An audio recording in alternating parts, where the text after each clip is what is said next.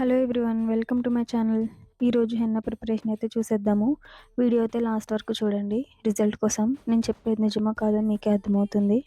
So నేను ఏమేమి add చేశానో చెప్పేస్తాను, చూసేయండి. నేను నూపూర్ నుంచి హెన్నా అయితే తీసుకున్నా.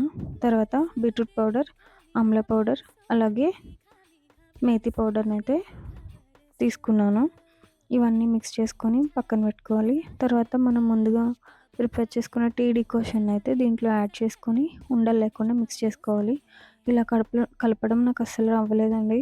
సో నేనైతే అందులోనే గ్లాస్ పెట్టేసి రుబ్బుతూ కలిపేసాను. థిక్ పేస్ట్లో అయితే అయిపోద్ది. అలా అయిన తర్వాత లిడ్ పెట్టి క్లోజ్ చేసేయాలి. క్లోజ్ చేసిన తర్వాత మార్నింగ్కి సోక్ అవుతుందండి మంచిగా. ఇంకా హెయిర్కి అప్లై చేసుకోవడమే లేయర్స్ కింద తీసుకొని. నేను అప్లై చేసుకున్న తర్వాత హ్యాండ్ వాష్ చేసుకొని చూసుకుంటే నా హ్యాండ్ చూడండి ఎలా పండిందో. ఇదే అండి రిజల్ట్. సబ్స్క్రైబ్.